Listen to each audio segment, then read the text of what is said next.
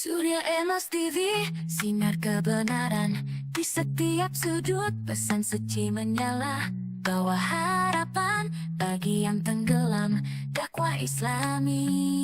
Surat An-Nisa ayat 83. Wa idza ja'ahum amrum minal amni awil khaufi adza'u bih. Dan apabila sampai kepada mereka suatu berita tentang keamanan ataupun ketakutan, mereka buru-buru menyiarkannya. Ini perilaku orang-orang munafik. Mereka ini suka sekali menyiarkan kabar-kabar yang belum pasti, baik itu yang berkenaan dengan ketenangan atau yang membuat keresahan. Maka semestinya kabar itu dikonfirmasi. Kemudian walau radduhu ila rasuli wa ila ulil amri minhum la'alimahu alladziina yastanbitunahu minhum. Kalau saja mereka mengembalikannya kepada Rasul dan ulil amri di antara mereka, la'alimahu alladziina yastanbitunahu minhum, maka orang-orang yang ingin mengambil kesimpulan hukum akan mudah untuk mengambil fatwa-fatwa yang semestinya. Walaula fadlullahi alaikum warahmatuhu lattaba'tumus syaitana illa qalila. Kalau saja bukan karena anugerah dan rahmat Allah kepada kalian, tentu kalian akan mengikuti setan kecuali sedikit dari kalian. Kita teng surat Al-Hujurat, surat 49 ayat 6, surat 49. Ya ayyuhalladzina amanu, wahai orang-orang beriman, in ja'akum fasikum binaba'in fatabayyanu. Apabila seorang yang fasik datang kepadamu dengan membawa berita, fatabayyanu, maka konfirmasilah, tabayyunlah. Antusibu qauman bijahalatin fatusbihu ala ma fa'altum nadimin. Agar tidak sampai kamu menimpakan musibah pada satu kaum yang akibatnya justru akan menimbulkan penyesalan. Jadi ini kisah tentang Walid bin Uqbah. Walid bin Uqbah ini diperintahkan oleh Rasulullah untuk mengumpulkan zakat. Salah satu yang ditugaskan adalah dia ditugaskan untuk mengambil zakat dari Bani Mustalik. Kemudian si Walid ini memiliki urusan pribadi dengan orang-orang Bani Mustalik. Oleh karena punya permasalahan pribadi, sehingga ia sendiri takut untuk datang ke Bani Mustalik. Kemudian ia mengatakan bahwa orang-orang Bani Mustalik tidak mau mengumpulkan zakat. Tidak mau mengumpulkan zakat. Padahal dalam hukum Islam, apabila satu kaum itu tidak mau mengumpulkan zakat, ini salah satu tanda pembangkangan atau pemberontakan. Karenanya Rasulullah memerintahkan para sahabat untuk memerangi mereka. Kemudian sudah disiapkan pasukan perang.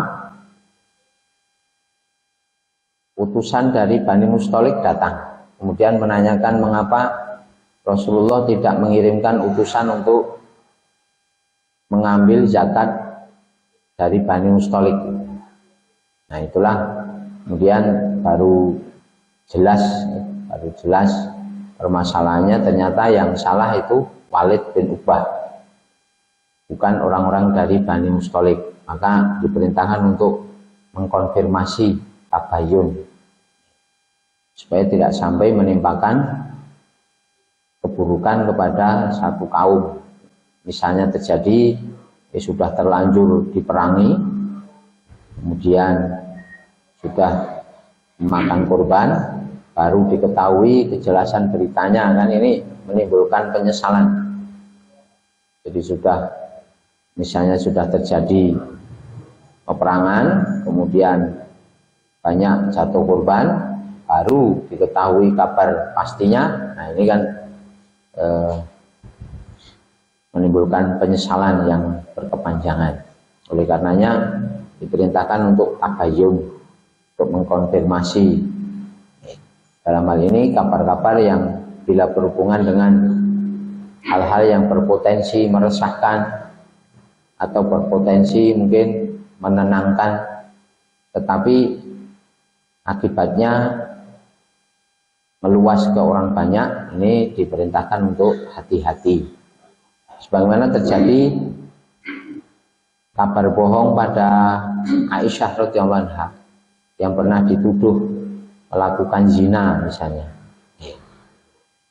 Maka dari kata walau raddu ila rasuli wa ila ulil amri minhum, ini tidak harus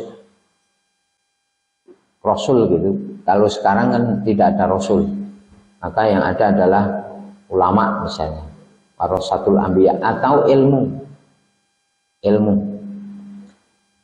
yang telah ditetapkan oleh Islam. Misalnya seseorang menuduh berzina, seperti disebutkan di surat An-Nur, kita ambil contoh surat 24 ayat 12 dan 13 dulu.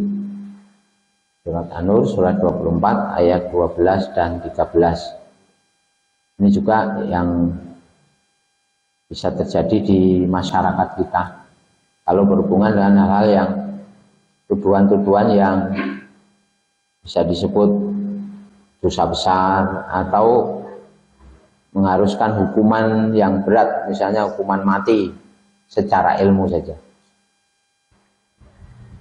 Laula id sami'tumuhu dhannal mu'minuna wal mu'minatu bi anfusihim khaira wa qalu hadza ifkum mubin. Mengapa di waktu kalian mendengar berita bohong itu, artinya berita bohong itu belum pasti gitu, masih seputar kasak kusuk, gosip. Kalau sekarang orang kan sering mengatakannya gosip. Orang-orang mukmin dan mukminat, maksudnya orang mukmin laki-laki dan perempuan, mengapa mereka tidak berprasangka baik terhadap diri mereka sendiri? Maksudnya sesama kaum mukminin semestinya berprasangka baik, tidak langsung menjatuhkan tuduhan atau tidak langsung termakan oleh gosip itu. Kemudian mereka mengatakan ini adalah satu berita bohong yang nyata. Kemudian dikembalikan ke aturan Rasul misalnya, aturan agama. Jadi seseorang yang menuduh orang lain melakukan zina, ini mengharuskan 4 orang saksi misalnya. Maka di ayat 13, laula ja'u alaihi bi arba'ati syuhada. Mengapa mereka tidak datang dengan membawa 4 orang saksi? Fa idlam ya'tu bi syuhada'i wa ulaika indallahi humul kadzibun. Apabila mereka tidak membawa 4 orang saksi, maka mereka itu di sisi Allah termasuk orang-orang yang dusta. Jadi dikembalikan kepada Allah atau dikembalikan kepada Rasul dan ulil amri itu salah satunya. Kalau kita sekarang dikembalikan ke ilmu Islam, bagaimana kalau menyikapi kabar-kabar yang belum pasti, misalnya tentang gosip orang yang melakukan zina misalnya. Nah, dikembalikan ke ilmu. Misalnya ada pasangan pengantin baru, kemudian setelah menikah selang misalnya 6 bulan melahirkan. Pasti kita akan bertanya-tanya, kok agak 6 sasi wis. Nah, bayen lahiran ki jajake. Nah, mesti ada sesuatu kan. Nah, ternyata dalam ilmu Islam itu, dalam syariat Islam, hamil itu bisa terjadi 6 bulan. Nah, atau paling cepat 6 bulan. Nah, seperti itu. Kalau masih ada waktu 6 bulan dari dia atau keduanya ini menikah sampai melahirkan, maka tidak boleh kita menuduh zina, karena secara ilmu memang kehamilan itu bisa terjadi 6 bulan secara syariat seperti itu. Kalau kurang dari 6 bulan lah itu. Maka dalam aturan Islam, kalau kehamilan itu mencukupi waktunya terhitung dari pernikahan suami istri itu dengan hari kelahiran bayinya mencukupi 6 bulan, maka secara ilmu mencukupi itu jadi kelahiran. Kalau kurang dari 6 bulan mungkin itu diurus catatan sipil, itu anak di luar nikah, hanya dicantumkan ibunya saja, tidak dicantumkan bapaknya gitu. Karena memang secara ilmu dalam Islam itu kehamilan terjadi bisa 6 bulan. Dari surat Luqman, ini contoh mau supados ngatos-atos dari surat 31 ayat 15 nih kan. Bahwa sainal insana biwalidayhi hamalathu ummuhu wahnan ala wahnin wa bisaluhu bi amaini anishkurli wali walidayka ilayya masih 15 atau 14 nih. Surat Luqman ayat 14. Bahwa sainal insana biwalidayhi hamalathu ummuhu wahnan ala wahnin. Surat 31 ayat 14. Dan kami wasiatkan kepada manusia supaya berbuat baik, berbakti kepada kedua orang tuanya, karena ibunya telah mengandungnya dalam keadaan lemah dan semakin lemah. Dan kalimat ini wabisoluhu fi amain, wabisoluhu fi amain, ia menyapihnya selama 2 tahun, menyapihnya selama 2 tahun. Jadi menyapih berarti menyusui hingga penyapihan 2 tahun. 2 tahun itu 24 bulan. Kemudian surat Al-Ahqaf surat 46, surat Al-Ahqaf surat 46 ayat 15.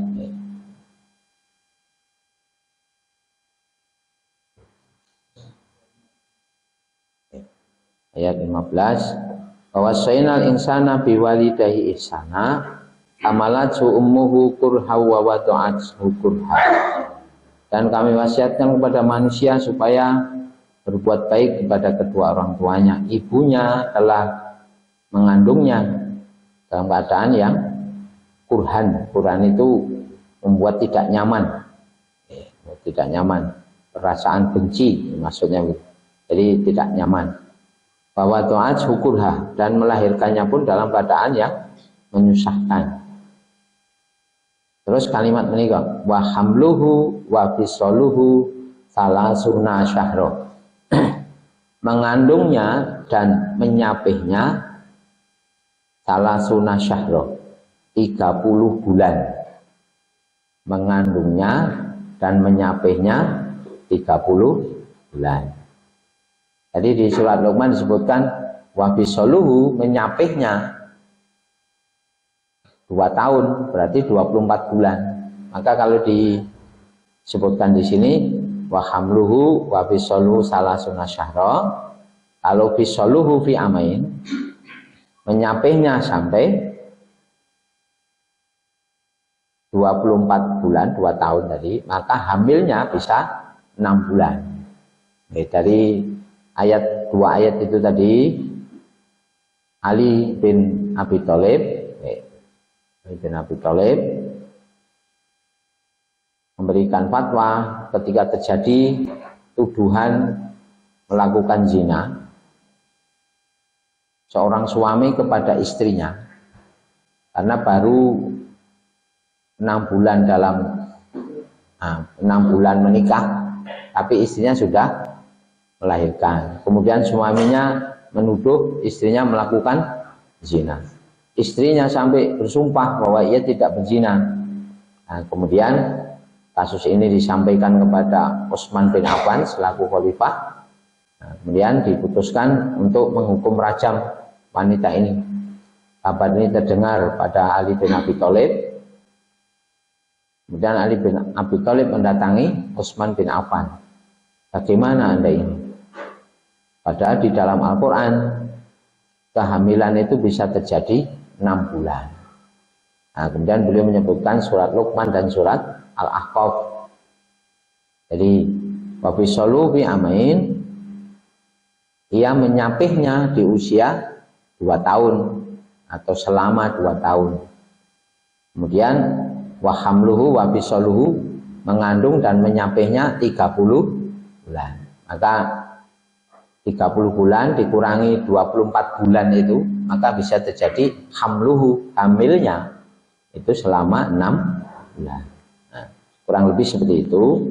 Ini jadi mengembalikan urusan kepada Rasul dan ulil amri. Ini juga bisa bermakna dikembalikan ke ilmu Islam. Atau kalau memang berita itu resmi, memerlukan peran pemerintah dan para ulama, seperti dulu ketika pandemi ini kan.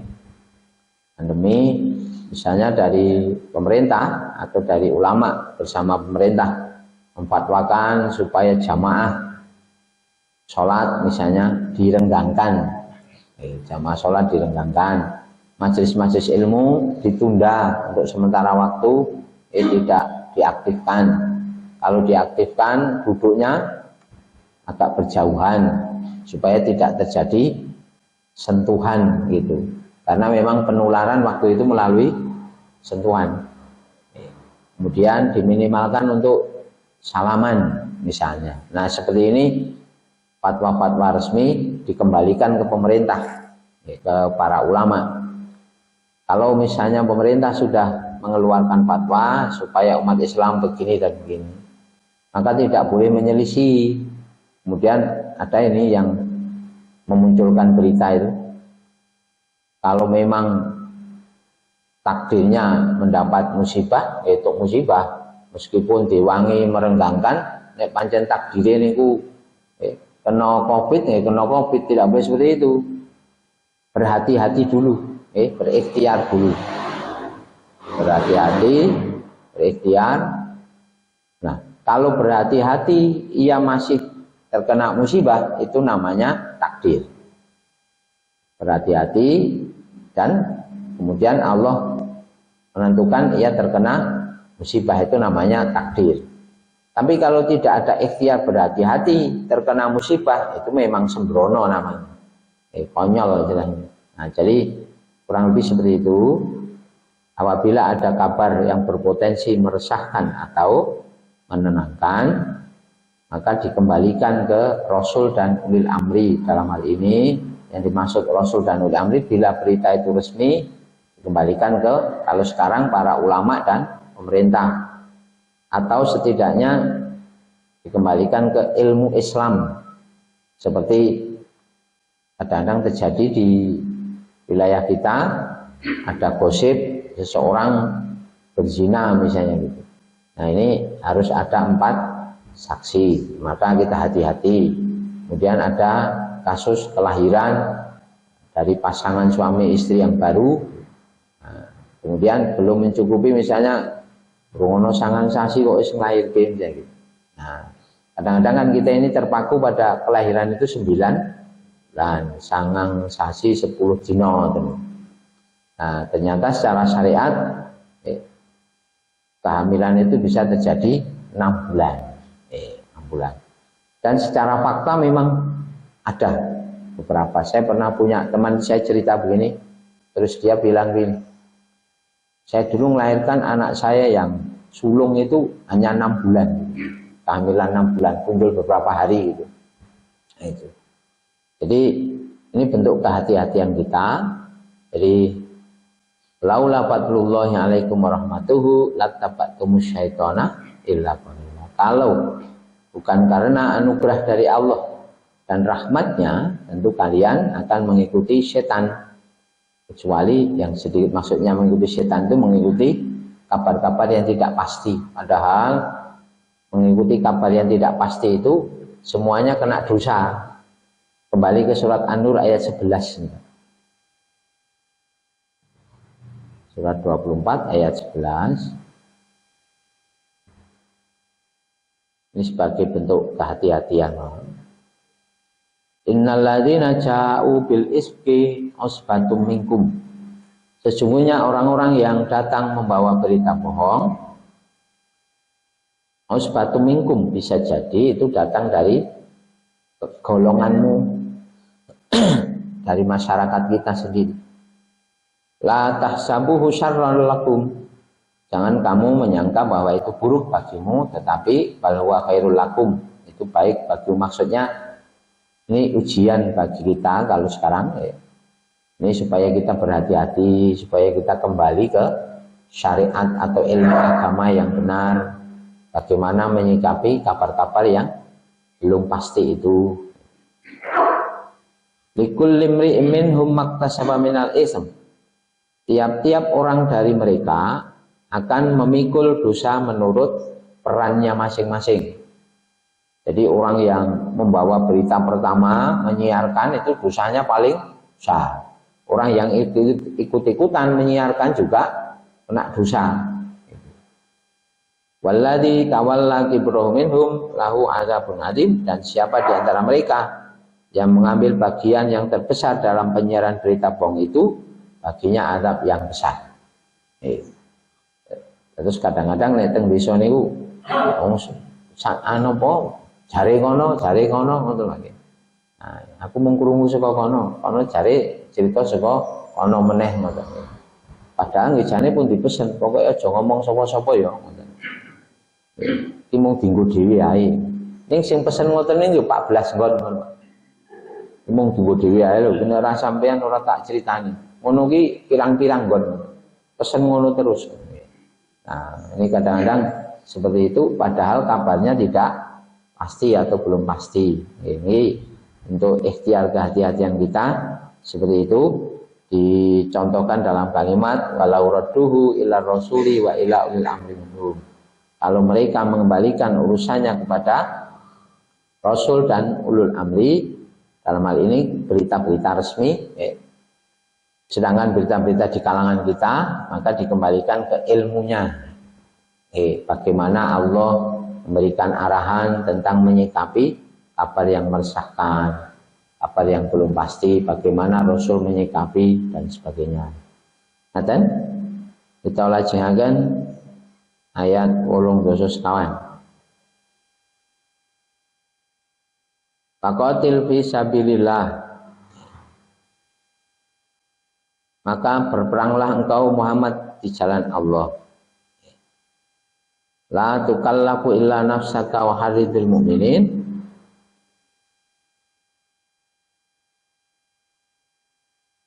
Tidak dibebankan kewajiban kecuali menurut kadar kemampuanmu. La tukallafu illa nafsaka. Kamu tidak dibebani kecuali menurut atau sebatas kemampuanmu. Waharidil mukminin, maka kobarkanlah semangat kaum mukminin untuk berperang. Asallahu ayyakufa ba'sal ladzina kafaru. Mudah-mudahan Allah mematahkan serangan orang-orang kafir. Wallahu asyaddu ba'sa wa asyaddu tanzila. Allah itu asyaddu ba'san, kekuatannya sangat besar, atau bisa bila menurunkan azab, azabnya sangat besar. Wasyadu tangkilah, dan siksanya sangat keras.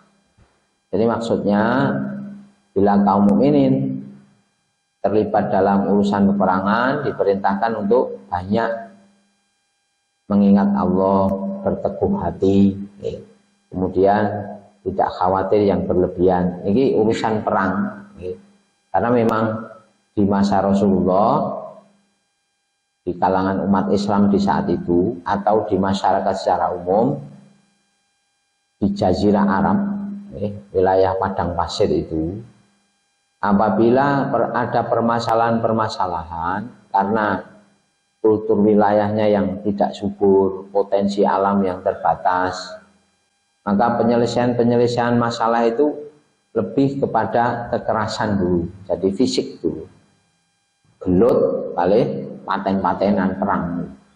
Nih, kayak Madura ini, Madura itu kan potensi alam terbatas, alamnya tidak subur, persaingan hidup jadi keras. Nah, maka membentuk kejiwaan masyarakat itu menjadi keras, temperamental, mudah sekali tersulut amarahnya. Maka di wilayah padang pasir juga seperti itu. Bukan Islam ini memerintahkan perang dalam pengertian sopo-sopo pokoknya perangi, urusan nopo-nopo gelut, bukan gitu. Bukan. Tapi wilayahnya di saat itu memang menuntut penyelesaian permasalahan itu seperti itu. Karena kondisi wilayah yang khas dengan padang pasir ini. Utamanya kalau permasalahan air, wah ini diwangi gelut Pak. Sebabnya kebutuhan urip niku utamanipun banyu. Nah, ngoten. Kemudian dalam dakwah-dakwah pun akhirnya juga banyak kasus yang harus diselesaikan dengan peperangan. Maka untuk hal-hal yang seperti ini diperintahkan oleh Allah supaya Rasulullah mengobarkan semangat berperang di kalangan umat Islam, berperang demi Allah gitu.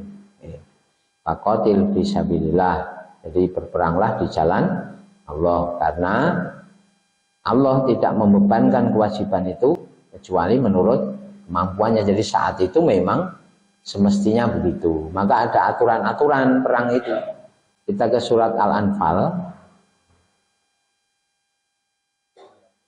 surat ke-8 ayat 45 dan 46.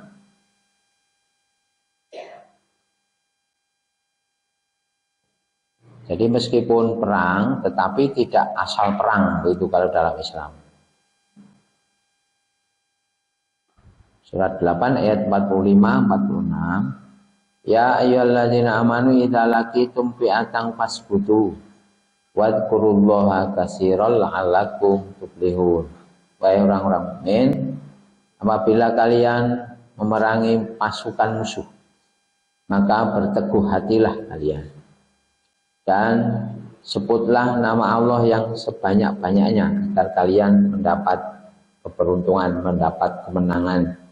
Di sini digunakan tuflihun untuk keberuntungan, artinya dalam keadaan apapun, kalah atau menang, tetap ada dalam keberuntungan. Bila menang mendapatkan harta rampasan perang, mendapat kejayaan. Kalaupun kalah, mati syahid. Karena berperang dalam rangka mengagungkan asma Allah, meninggikan kalimat Allah. Kemudian wa atiullaha wa rasulahu, taatlah kepada Allah dan Rasulnya. Jadi meskipun berperang, yang menjadi ruh pertama adalah taat kepada Allah dan Rasul, menjaga ketaatan itu. Maka meskipun perang misalnya, tidak boleh sholatnya prei gitu. Kayak setengah perang, ke sholatnya prei gitu, tidak boleh. Harus tetap menjalankan sholat. Maka di kisah-kisah peperangan Rasulullah, ketika saatnya harus sholat, bahkan berjamaah, jamaah. kita kan ora perang ora jamaah. Terus Rasulullah itu meski perang sholatnya jamaah. Nanti kalau sudah sampai di ayat 102 surat An-Nisa ya, nah, kita akan ketemu bagaimana perangan Rasulullah. Jadi ketika sudah masuk waktu sholat maka ditegakkan sholat dengan berjamaah.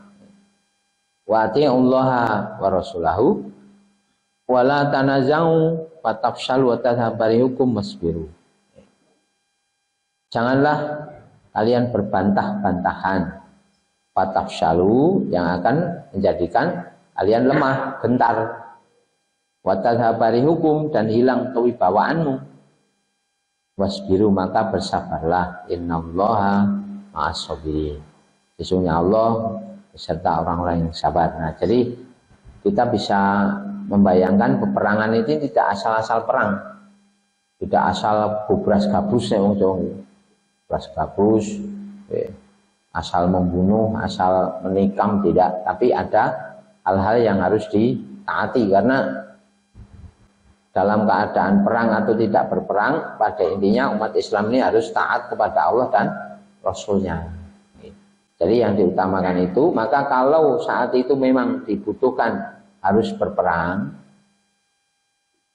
maka Rasulullah pun diperintahkan mengubarkan semangat peperangan untuk kaum mukminin, faharridil mukminin. Nah, mudah-mudahan Allah memberikan pertolongan kepada kaum mukminin di peperangan itu, dan dikobarkan semangatnya itu bahwa kaum mukminin itu dekat dengan pertolongan Allah, kemudian diberi kekuatan yang lebih, beri kekuatan yang lebih.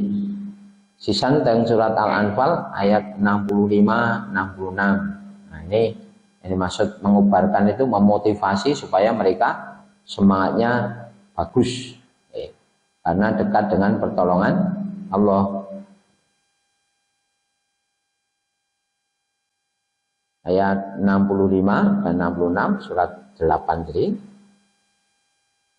Ya ayuhan nabiyyu harridil mu'minina alal qital. Wahai Nabi, kobarkan semangat berperang di kalangan kaum mukminin.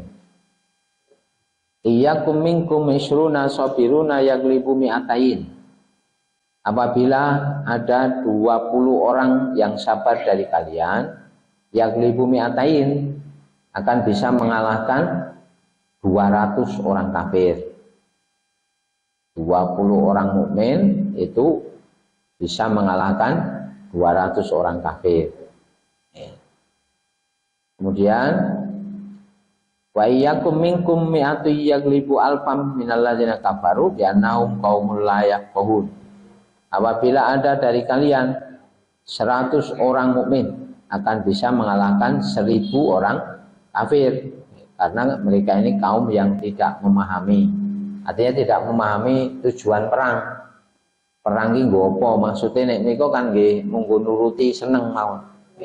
Perang kafir itu perangnya hanya untuk nuruti seneng. Tapi orang mukmin perangnya untuk menunaikan kewajiban kepada Allah. Maka akan diberikan semangat yang berlipat ganda karena menyongsong syahid nih. Menyongsong syahid, atau apabila menang maka hidupnya mulia, ish kariman aumut syahidan. Kemudian al-ana khafafallahu ankum alima annabikum dha'fa. Adapun sekarang Allah memberi keringanan kepada kalian karena Allah melihat kelemahan di antara kalian. Wa iyyakum minkum mi'atun sabiratu yaglibu mi'atain. Apabila ada 200 orang yang sabar dari kalangan kaum mukminin akan bisa mengalahkan 200 orang. Nah, kalau ada 100 orang yang sabar bisa mengalahkan 200 orang. Jadi kalau orang mukmin masa dulu, umat-umat terdahulu, seorang mukmin itu ukurannya ngalahke 10 orang kafir. Kalau sekarang satu orang mukmin mengalahkan 2 orang saja. Rasanya dia ini cilik-cilik, ringkih-ringkih. Nah, terus siji alah ke loro pun lumayan iku loro. Lajeng wa iyyakum minkum mi'atu yaglibu mi'atain wa iyyakum minkum alfu yaglibu alfaini biidznillah wallahu ma'as sabirin. Kalau ada 1000 orang mukmin akan bisa mengalahkan 2000 orang kafir atas izin Allah atau dengan pertolongan Allah. Wallahu ma'as sabirin. Allah beserta orang-orang yang sabar. Jadi seperti ini dikobarkan semangatnya, digugah gairahnya supaya berperang itu optimis karena demi kejayaan kalimat Allah, li'la'i kalimatillah, untuk kejayaan kemuliaan kalimat Allah itu yang dikobarkan semangatnya. Nah, dengan dekat kepada Allah maka pertolongan pun akan dekat bagi orang-orang mukmin. Jadi Allah pasti akan menolong Rasul dan kaum mukmin baik di keadaan perang atau di apapun. Jadi Allah pun menjanjikan memberi pertolongan kepada kaum mukminin dan Rasulnya di kehidupan dunia maupun di kehidupan akhirat. Ben apal surat Ghafir, dan tambah hafal surat 40 ayat 51. Surat 40 ayat 51. Jadi orang mukmin itu mengandalkan Allah. Jadi ikhtiarnya benar dan dalam rangka ketaatan kepada Allah, pasti Allah akan memberi pertolongan. Inna lanansuru rusulan walladzina amanu fil hayati dunya wa yauma yaqumul ashhad. Sesungguhnya kami akan menolong rasul-rasul kami dan orang-orang yang beriman dalam kehidupan dunia dan pada hari berdirinya para saksi di hari kiamat. Jadi Allah sudah menjanjikan, sudah menjamin akan menolong kaum mukminin dan rasulnya baik di kehidupan dunia maupun di kehidupan akhirat nanti. Matan wangsul teng surat An-Nisa ayat 85. May yashfa' syafa'atan hasanatan yakul lahu nasibum minha. Wa may yashfa' syafa'atan sayyi'atan yakul lahu kiflum minha. Wa kana Allahu ala kulli syai'in muqita. Barang siapa yang memberi pertolongan dengan pertolongan yang baik, niscaya dia akan memperoleh bagian dari pahalanya. Dan barang siapa yang memberi pertolongan dan pertolongan yang buruk, niscaya dia akan memikul bagian dari dosanya. Allah Maha Kuasa atas segala sesuatu. Jadi kalau dalam hadis Rasulullah, jadi man sanna sunnatan hasanatan falahu ajruha. Siapapun yang memulai kebiasaan yang baik dalam Islam, yang mendapatkan pahalanya dari itu. Wa ajru man amila biha ba'dahu in ghairi ayyang tusamin ujurihim syai'. Dan mendapatkan pahala dari orang-orang yang menirunya.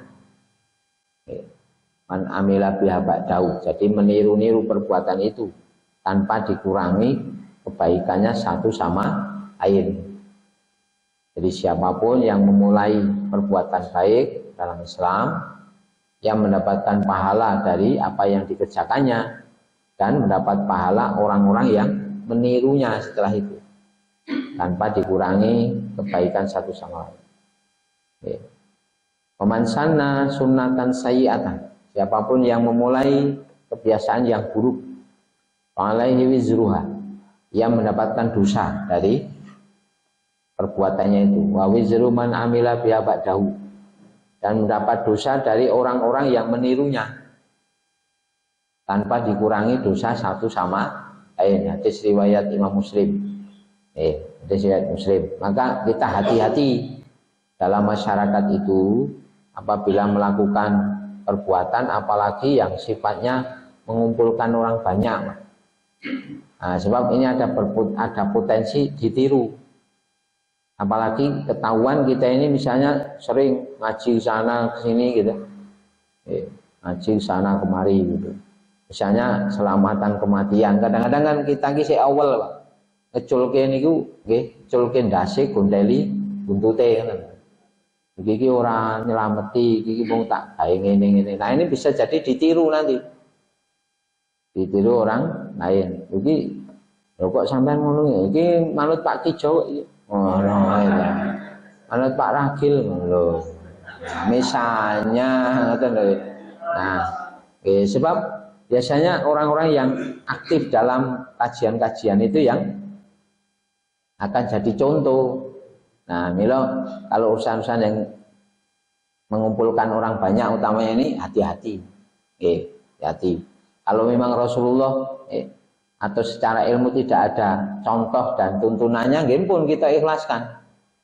Nah, maka orang pun akan melihat keadaan kita, oh kayak orang ini tidak gigi, ngopo toh. Nah, jadi akan ada ilmu.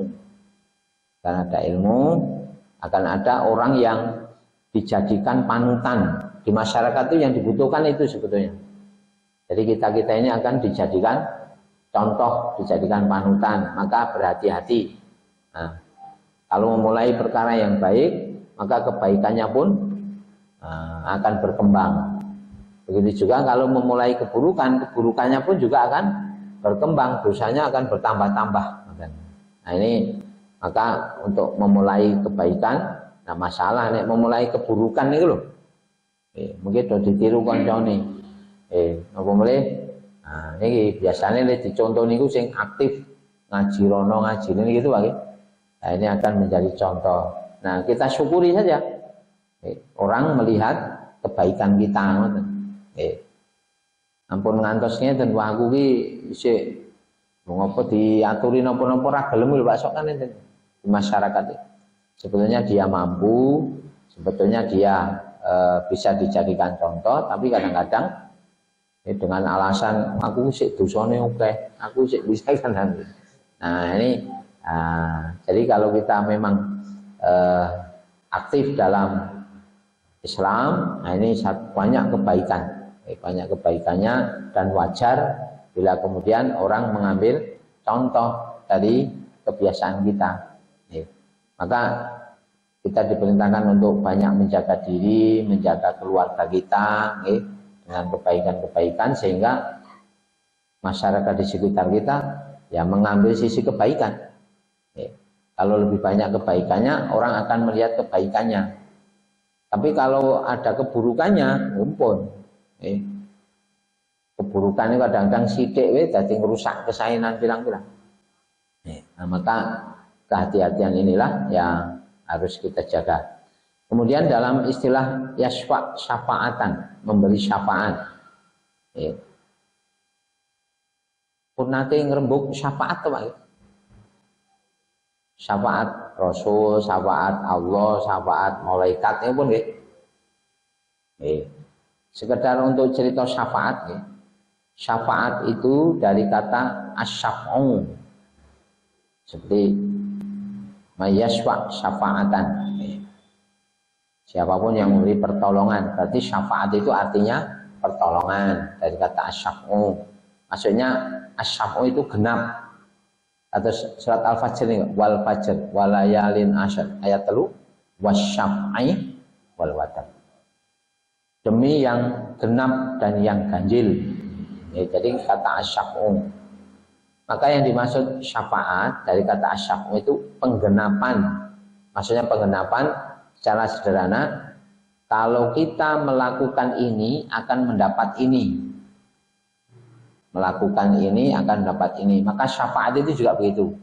Bila kita melakukan ini akan mendapat syafaat. Jadi istilahnya penggenapan. Kemudian syafaat itu kalau para ulama memberikan syarat, ada 3 syarat untuk syafaat. Syaratnya adalah atas izin Allah. Atas izin Allah. Ini syafaat akhirat utamanya ya. Surat Al-Baqarah ayat 255, ayat kursi ini. Yang syarat awal surat 2 ayat 255 mangdalladzi yashfa'u indahu illa bi'idznihi. Tidak ada yang bisa memberikan syafaat kecuali atas izin Allah. Atas izin Allah itu kalau kita sederhanakan, kalau belum saatnya seseorang itu diberi syafaat, maka belum diberi syafaat juga gitu. Karena nanti atas izin Allah. Seperti kita izin itu kan, wis itu orang tahu gitu, wis itu disebarke urung undangan urung sesuk, misalnya gitu. Nah itu namanya atas izin Allah. Jadi kalau belum tiba saatnya Allah memberikan hak untuk memberi syafaat, syafaat itu juga belum berguna. Kira-kira ngoten. Kemudian atas kehendak Allah dan atas ridha Allah. Jadi menurut kehendak Allah dan ridha Allah. Surat An-Najm surat 53 ayat 26. Surat 53 ayat 26. Wa kam mim malakin fis samawati la tughni syafa'atum syai'an illa min ba'di ayyadzanallahu liman yasha'u wa yardah. Betapa banyak malaikat yang ada di langit, la tughni syafa'atuhum syai'an, syafaatnya tidak bermanfaat sama sekali, illa min ba'di ayyadzanallahu, kecuali setelah mendapat izin dari Allah, liman yasha'u, bagi yang dikehendaki oleh Allah, wa yardah, dan diridhoi oleh Allah. Jadi syarat kedua, orang yang dikehendaki dan diridhoi oleh Allah, baik yang memberi maupun yang diberi syafaat. Jadi orang yang dikehendaki Allah dan diridhoi oleh Allah. Surat An-Najm ayat 26. Kemudian yang ketiga, orang yang tidak syirik. Orang yang tidak syirik, tidak musyrik kepada Allah. Jadi yang berhak mendapat syafaat dan memberi syafaat itu orang yang tidak mempersekutukan Allah. Surat Zukhruf surat 43 ayat 86. Wala yamlikul ladzina yad'una min dunihi syafa'atan. Apapun yang disembah selain Allah tidak akan mampu memberi syafaat. Wala yamlikul ladzina yad'una min dunihi syafa'atan illa man syahida bil haqqi wa hum ya'lamun, kecuali orang yang bersaksi dengan benar, artinya tidak syirik. Sedangkan mereka yakin adanya syafaat. Terus kita harus yakin adanya syafaat, dan sembahan-sembahan yang mereka sembah selain Allah tidak dapat memberi syafaat. Tetapi orang yang dapat memberi syafaat adalah orang yang mengakui yang hak atau tauhid dan mereka meyakininya. Jadi yang diberi syafaat atau yang memberi syafaat itu tidak syirik. Tidak syirik. Kemudian siapa yang bisa memberi syafaat? Yang bisa memberi syafaat itu Allah, malaikat tadi, gitu? Malaikat, para rasul atau para nabi, dan kaum mukminin. Allah, malaikat, para nabi atau rasul, dan kaum mukminin. Ini bisa memberi syafaat. Dalam hadis Nabi, dalam riwayat Imam Ahmad itu, yarfa'ul malaikatu wan nabiyyun wal mu'minun. Para malaikat, para nabi, dan para kaum mukminin sudah memberi syafaat. Walam yabqa illa arhamur rahimin, maka tidak tersisa lagi kecuali Allah yang Maha Pengasih dan Penyayang. Maksudnya pun Allah itu memberi syafaat wis keri, Pak, yang belakangan yang sudah tidak bisa dilakukan oleh hamba, itu Allah yang memberi syafaat. Nah, malaikat memberi syafaat, Rasul memberi syafaat, kaum mukminin memberi syafaat. Nah terakhir kali baru Allah. Orang-orang yang memiliki keimanan sebesar darah, kan sing pirsa namung Gusti Allah itu. Nah, itu Allah yang memberi syafaat. Jadi yang memberi syafaat itu malaikat, para nabi, kaum mukminin dan Allah itu. Kemudian dalam beberapa hadis disebutkan cara untuk mendapat syafaat. Kita sebatakan ringkes mawon, hadisnya mboten kita seratakan, mangke menawi saged kita grup WA nggih mboten napa. Tapi diseratke Pak Ragil. Kalau dalam hadis ini kalau kita ambil misalnya 8 saja, 8. 10 ngoten lho. Beberapa cara yang bisa kita lakukan untuk mendapat syafaat. 1, mengucap la ilaha illallah, membaca la ilaha illallah dengan ikhlas. Jadi memperbanyaknya gitu. Seperti hadis Nabi itu. Dari riwayat Imam Bukhari dari Abu Hurairah ketika beliau bertanya, "Man ashadun nasi bi syafa'atika ya Nabi yaumal qiyamah?" Siapa yang paling berbahagia dengan syafaatmu di hari kiamat ya Nabi? Rasul mengatakan, "Ashadun nasi bi syafa'ati yaumal qiyamati man qala la ilaha illallah khalishan min qalbi." Yang paling berbahagia mendapat syafaatku di hari kiamat adalah orang yang mengucap la ilaha illallah ikhlas dari hatinya. Terus ini hadis riwayat Bukhari. Jadi membaca la ilaha illallah dengan ikhlas. Yang kedua membaca Al-Quran. Membaca Al-Quran. Jadi Rasul mengatakan iqra'ul Qur'ana fa innahu ya'ti yaumal qiyamati syafi'al li ashabi. Bacalah Al-Quran oleh kalian, karena Al-Quran itu akan memberi syafaat kepada ahlinya, kepada sahabatnya.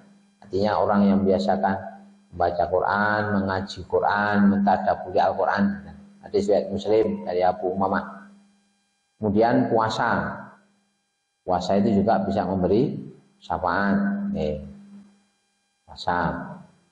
Jadi puasa datang kepada Allah dan mengatakan, "Ya Allah, saya telah mana'tuhu naharon. Saya telah mencegahnya di siang hari untuk makan dan minum, maka berilah izin saya untuk memberi syafaat." Ini banyak hadisnya, diriwayatkan oleh para imam, ada Imam Ahmad, Tirmidzi dan lain. Kemudian yang keempat membaca doa setelah azan. Baca doa setelah azan, Allahumma robba hadhihi da'wati tamah sholatil qa'imah. Didahului sholawat dulu ya. So Rasul mengatakan, apabila kamu mendengar azan, idza sami'tumul muadzina utawi idza sami'tumun nida faqulu misla ma yaqulul muadzin, maka ucapkanlah seperti yang diucapkan oleh muadzin, kecuali niki hayya 'alas shalah hayya 'alal falah faqulu la haula wala quwata illa billah. Terus yang kita mau hayya 'alas shalah hayya 'alal falah, yang lain sama dengan yang diucapkan oleh muadzin. Kemudian summa shollu alayya, sholawatlah kepadaku. Terus nek pun bar mireng adzan pun nirokke adzan nika, lajeng maos sholawat Nabi. Terus sholawat Nabi ini ampun sakjroning adzan, bar adzan. Kan enten temu adzan niku maca sholawate sakdurunge adzan. Setelah adzan. Setelah baca sholawat Nabi, summa saluliyal wasilah. Kemudian berdoa, mintakanlah aku wasilah kepada Allah. Nah, maka doanya Allahumma robba hadhihi da'wati tamah sholatil qa'imah ati Muhammadanil wasilata wal fadilah wa ba'asu maqamam mahmudanil ladzi wa'ata. Khalas lahu syafaati yaumal qiyamah. Ia berhak mendapat syafaatku di hari kiamat. Ini hadis riwayat jamaah. Kemudian yang kelima, memperbanyak membaca sholawat Nabi. Memperbanyak membaca sholawat Nabi.